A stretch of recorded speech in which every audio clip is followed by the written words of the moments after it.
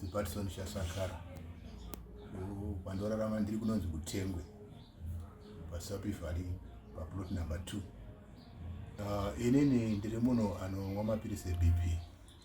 Zvandinonwa mapirisi eBP ndaiva ndiri papurazi pangu rimwe zuva kuma4 Kutengwe ikoko kuma4 zuva rovira ndipo ndakaona vanhu veusiku vaya vauya padota pamba pangu, vanhu vanonzi varoi vaya vakauya padota vakasvika vakazora dota, vanga vakazora dota vasina kupfeka, vanga vakangopfeka ndingoti vanga vasina kupfeka, miromo yakareba kudaizwa. Vakapedza almost 30 minutes varipo ndokubva vazongodisappear, but vakaenda side rekunorthwest kuna vanhu kune mabhana angu bva vangonyangarika vakadaro. Vanga vari vana 4. Ini ndakatotya nokuona zvinhu zvakadaro masikati. Hamuna kutiza here? Handina kutiza, ndakangoramba ndakagara. Ndakangoti hamheno zvaitika kuti ndisangana nezvinhu, ndakangonamata nazvo kuti Mwari handidi kuona zvinhu zvakadai masikati.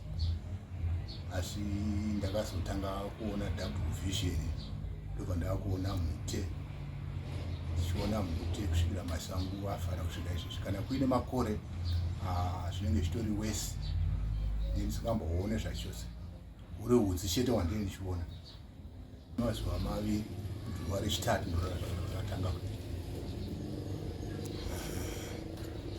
Raive gore ripi iri baba? 2018 muna October. Handingati zvachose because kana kuri nezuva ndinenge ndichiona kuti uyu munhu apfuura, ndinenge ndichiona, but kuti ndione zvaari munhu chacha ndinongona chimunhu kungodawa. Kusvika izvezvi ndingangoti iro gore rineri. Ndakaenda kuNorton ndokandakanzi ndine glaucoma muna 2018 wacho. Zvakanzi unotopota uchitenga mushonga unonzi Timarol, wandopota ndichidonhedzera kuitira pressure, because zvinonzi vanoti ivo BP yakapinda mumaziso ndokutaura kwavo. Saka mushonga wacho iwoyo kana ndakaudonhedzera zvino zvatoita wese. Kumaprofita vanongotaura zvakawanda wanda.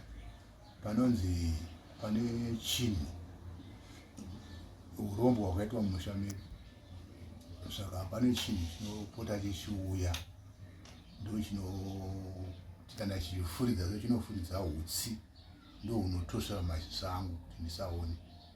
Saka zviri kunzi handizivi chete ndinofanira kuti ndirambe ndiine dambudziko remaziso, even vanhu vangu vachaita se vachadaro pamusana pechinhu ichocho. Ndo matauriro anda maprofita. Saka hanzi kana chinhu chisina kubviswa hapana chakanaka chinoita.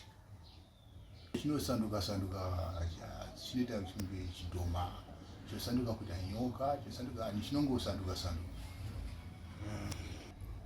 Ndakafamba ndakanzi ndo vanhu vari kurwisana nemusha wenyu ava, saka vari kubatsirana nezvinhu zvinobva kumusha kwenyu.